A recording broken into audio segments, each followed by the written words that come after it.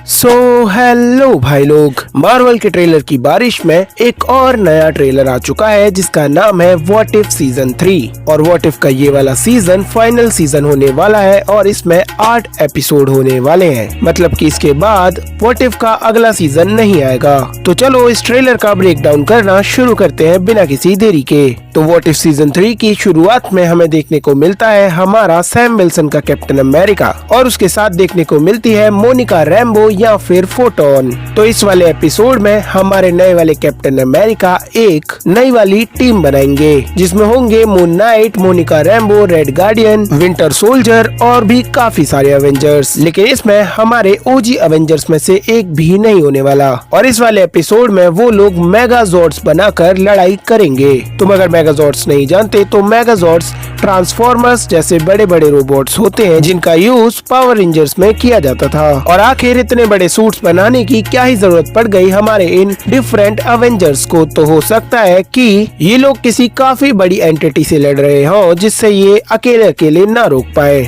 और शायद से वो एंटिटी होने वाला है हमारा गामा मॉन्स्टर हल्क, क्योंकि ट्रेलर के एक सीन में हम देख सकते हैं कि हमारे हल्क के ऊपर 3-4 तरफ से एनर्जीज का ब्लास्ट किया जा रहा है, जो कि हो ना हो ये मेगाजॉर्ड्स ही कर रहे हैं। तो शायद से अपना हल्क यहाँ पर बेकाबू हो गया होगा इस वाले एपिसोड में और उसे रोकने के लिए इन नए अवेंजर्स ने टीम अप किया होगा। इसके अलावा हो सकता है कि यहाँ पर हल्क से भी बड़ी कोई प्रॉब्लम हो, क्योंकि हमारा मून नाइट कहता भी है कि अगर इस मुसीबत को हम नहीं रोक पाए तो कोई भी नहीं रोक पाएगा। और यहाँ पर एक फनी बात यह है कि इस वाले एपिसोड में हमारा सैम विल्सन का कैप्टन अमेरिका कहता है अवेंजर असेंबल। तो भाई साहब, अवेंजर असेंबल नहीं होता है, अवेंजर्स असेंबल होता है। या फिर ऐसा हो सकता है कि उन लोगों ने इस जॉर्ड का नाम अवेंजर रखा हो और ये इसे असेंबल करके और भी बड़ा बनाए जैसा कि पावर रेंजर्स में होता था। इसके बाद अगले सीन में हमें हमारी आयरन हार्ट देखने को मिलती है जो कि कहीं से भाग रही होती है और उसे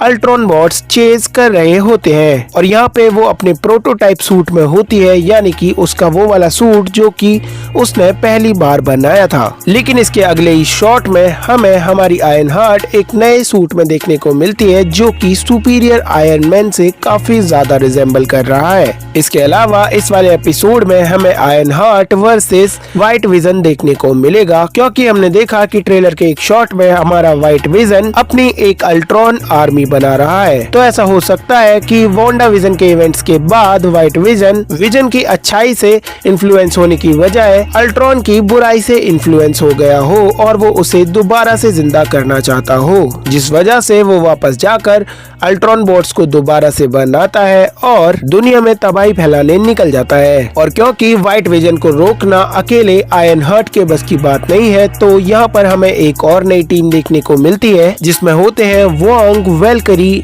ओकोए और एक और नया कैरेक्टर है। और ये शायद से हेला हो सकती है या फिर शैंग-ची की माँ भी हो सकती है। और इसके अगले सीन में हमें हमारी आयरन हार्ट वोंग की पावर्स के साथ व्हाइट विजन से लड़ती हुई देखने को मिलती है। तो इस वाले एपिसोड में आयरन हार्ट को मैजिकल पावर्स भी मिलने वाली है थोड़ी सी। इसके बाद एक सीन में हमें निक फ्यूरी अपनी स्कल आर्मी और एजेंट कोल्सन के साथ किसी शिप में से लैंड करते हुए दिखाई देते हैं। और शायद से ये वो वाला एपिसोड होगा जहाँ पर डार्सी और हावर्ड द डक शादी कर लेते हैं और हनीमून के लिए पूरे यूनिवर्स का चक्कर काटते हैं। और ये वाला एपिसोड तो मैं जरूर देखना चाहूंगा, क्योंकि यहाँ हम डार्सी जी के लिए मरे जा रहे हैं और डार्सी बत्तख पाल रही है। इसके बाद अगले सीन में हमें देखने को मिलता है विंटर सोल्जर और रेड गार्डियन का टीम अप। और अगर तुम्हें याद हो तो जब 1 साल पहले व्हाट इफ सीजन 3 की अनाउंसमेंट हुई थी तब भी हमें इन दोनों का टीम अप ही सबसे पहले देखने को मिला था। तो हो सकता है इन लोगों की कुछ काफी ज्यादा अच्छी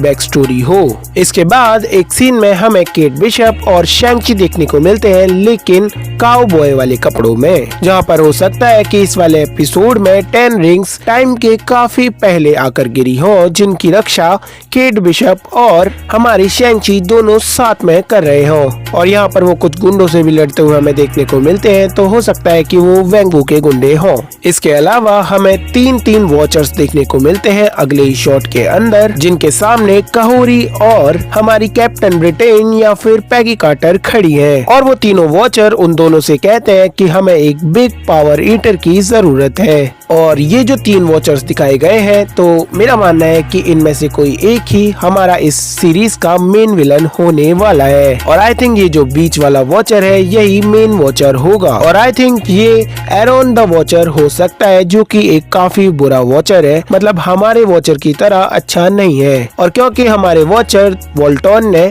इंटरफेयर किया है यूनिवर्सिस के अंदर, तो हो सकता है कि एरोन उसे इस चीज की सजा दे रहा हो, क्योंकि वो कॉमिक्स में भी ऐसा करता है। इसके बाद अगले शॉट में हमें दिखाया जाता है कि काइसिलियस डोरमामू को आजाद कर रहा है और वो शायद से इस चीज में इस वाले यूनिवर्स में कामयाब हो जाएगा। और शायद से इस वाले यूनिवर्स में हमें डॉक्टर स्ट्रेंज नहीं देखने को मिलेगा। इसके अलावा अगले शॉट में हमें कहूरी और पैगी कार्टर के साथ एक नई कैरेक्टर देखने को मिलती है जिसका नाम है बर्डी, और ये कॉमिक्स में एग्जिस्ट नहीं करती। कहूरी की तरह इसे भी मार्वल ने खुद से बनाया है। और इसे देखकर मुझे पहले लगा था कि शायद से ये सॉन्ग बर्ड हो सकती है, लेकिन ये सॉन्ग बर्ड नहीं है। इसके बाद हमें अगले शॉट में देखने को मिलता है कि टियामत किसी प्लेनेट से आजाद हो गया है और उसे उसने ब्लास्ट कर दिया है, लेकिन वो अर्थ नहीं है शायद से। और इसके अगले ही शॉट में हमें किंगो एक्स अगाथा देखने को मिलता है, मतलब कि अगाथा और किंगो का टीम अप देखने को मिलता है। और इसके बाद हमें हमारी अगाथा दीदी एक कॉस्मिक एंटिटी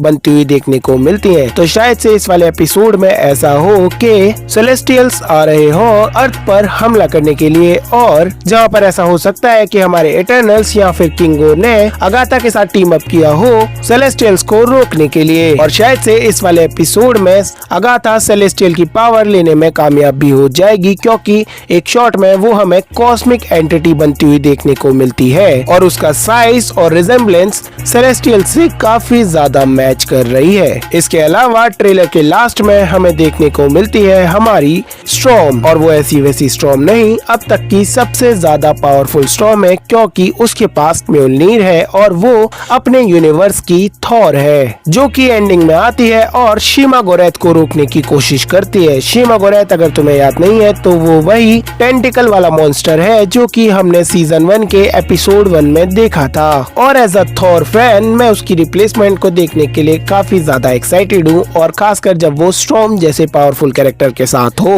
तो इसी के साथ हमारा ट्रेलर खत्म हो जाता है और हमें पता चलता है कि सीरीज 22 दिसंबर से आएगी और लगातार एक एपिसोड ड्रॉप होगा इसका। तो खैर, तुम इस सीरीज के लिए कितने ज्यादा एक्साइटेड हो ये बात मुझे कमेंट्स में बताओ, और यहाँ तक वीडियो देखने के लिए थैंक यू सो मच।